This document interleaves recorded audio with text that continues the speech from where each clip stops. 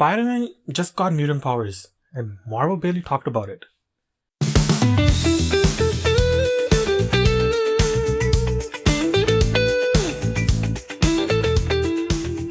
Brand New Day is like what, finally out. I watched it with three of my friends, like Ashwin and his wife Amu and Gaurav. Shout out to them, basically.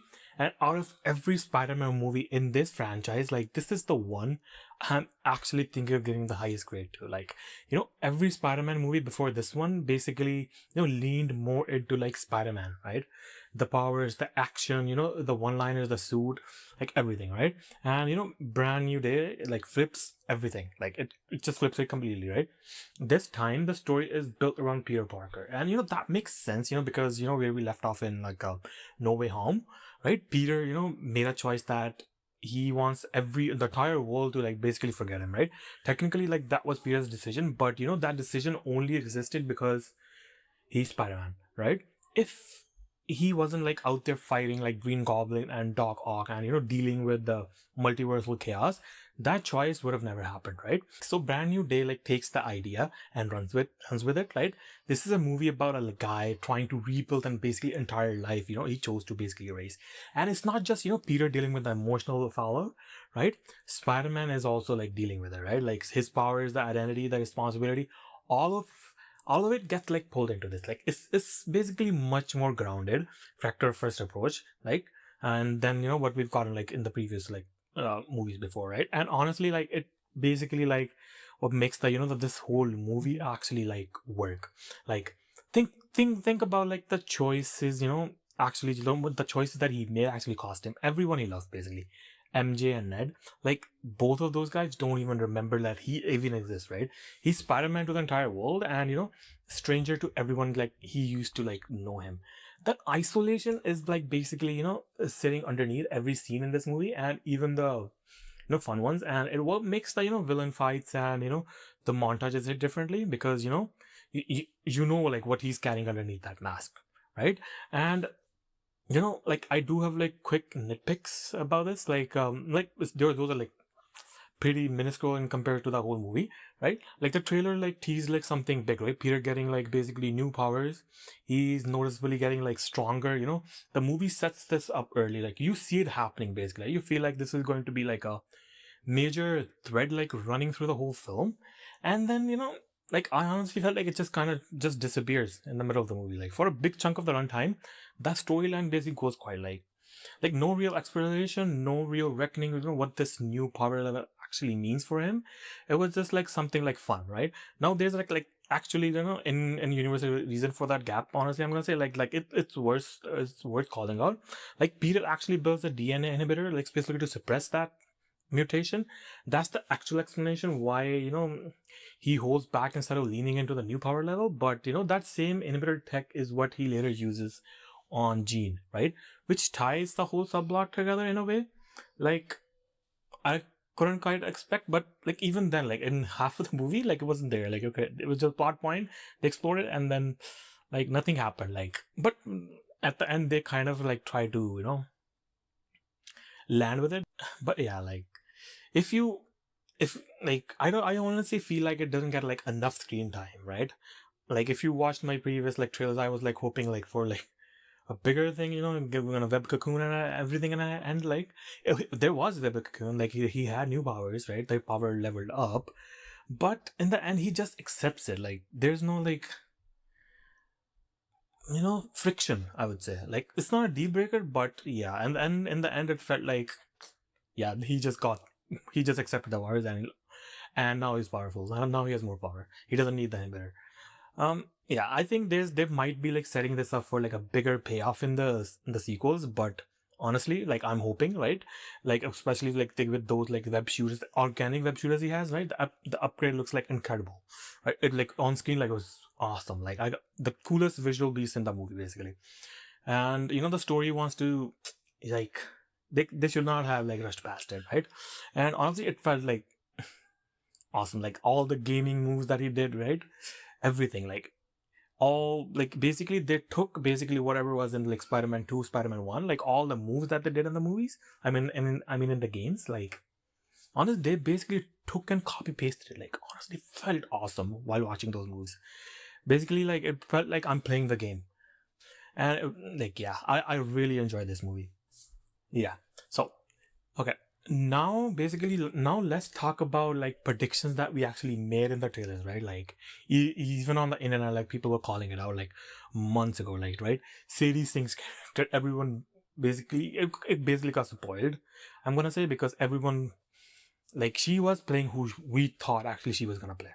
Like no fake out. Like everything we discussed, like Spider-Man is gonna try to save her. Like that happened exactly how everyone guessed it. The villain, exactly who fans have been calling. Like basically the first trailer dropped, right?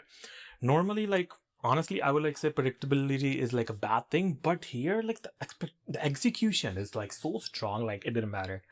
Like honestly, the way they did it like is crazy, and they basically gave fans what they wanted, and it's kind of a win. Like basically giving whatever fans wanted, and honestly did it like better. Like honestly, I have not seen like I predicted, even I knew like okay, this is because the trailer gave away most of the storyline, but honestly, while watching it, it didn't matter. Like story wise, the way he conveyed emotions, Tom Holland, it was amazing. And there's a sequence in the movie like where Spider-Man is like fighting through like a huge like stretch of villains back to back in a rapid fire montage style. Like we're talking about something like 6 to 8 different villains showing up in that one stretch alone. Like it is the best. Basically, they basically one of those movies basically recreated all the comic covers, right? Comic book covers, like they recreated all of them for all those villains, right? Like it was fast, it was fun,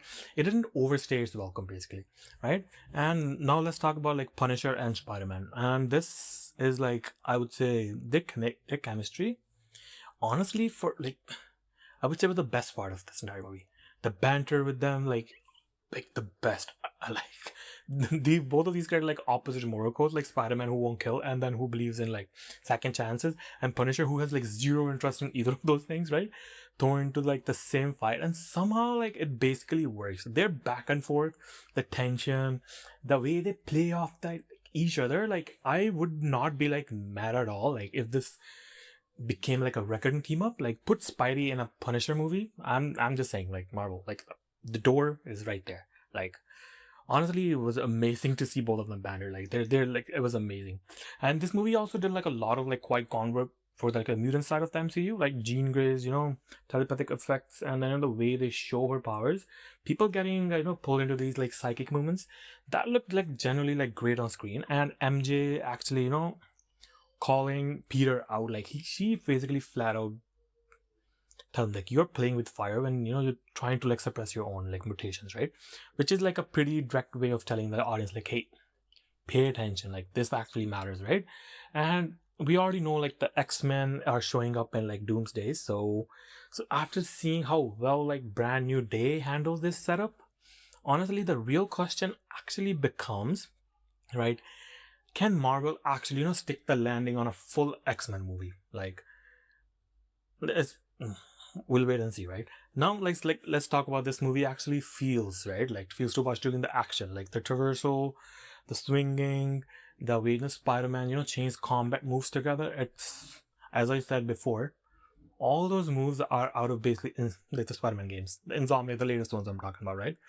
And I'm not like reaching for like comparison. The director himself said that the games were basically like a reference point for how they approach the action. You can feel it basically every fight, every swing, like basically through the city. Like if you played those games, you're going to recognize the DNA immediately. Like he basically said like he had like the team members he had, they were basically gamers, and all the stunts they basically tried to recreate all the visuals, everything, like basically all the moves from the game. Basically visually, like this might be like one of the best looking Spider movies like I've seen we've gotten. Like there are these shots where he's all the way up on the top of a skyscraper and you can see the entire New York skyline stretched out underneath him. Like those shots are like stunning, man. Like they're kind of movements that reminds you exactly why this character like works so well like on a massive screen, right? So here's like where I land on this. Like Brand New Day is a solid A plus for me. Like the Peter focused story, the power fantasy, the visuals, the Punisher chemistry, the mutant world building, it all comes together into like one of the strongest entries in this franchise, right? The power of pacing is my one real complaint, honestly, but barely like puts the dent in like how much I enjoy this movie, right? And honestly, like it deserved the place like right now. It's basically going to, I think it's it made like $900 million as of recording right now. I watched this movie like in Sunday, like when it came out, basically July on August 2nd, and honestly, like all the theaters were fully booked, so we had to find like all the way like a regular theater. I could like since there was no IMAX and there's no Infinity Vision in Canada, so I had to go for a regular screening. But even then, I enjoyed it pretty well, and watched it in 3D as well. But I'm gonna say watch it regular. Don't waste your money in 3D. Honestly, regular screen or Ultra AVX or Dolby Vision. If you want to watch those, go ahead and watch it. And this movie is already like fully booked for these 2 weeks, right? For Ultra AVX, and I know I could not find a single seat, honestly, right? All the theaters near me were booked to like fully.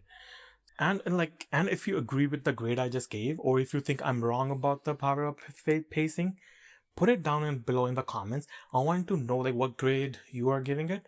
If you're new here, hit subscribe, like this video, and send this to someone who needs to go watch this movie, right? And if you haven't seen my like previous like breakdowns on the Odyssey that I watched last time, you can go ahead and watch it. The links are down in the description, and which is also like another A+ from me this year, and one of the best theater experience like I have had in a long time. So this is Tanveer Talks. See you in the next episode. Peace.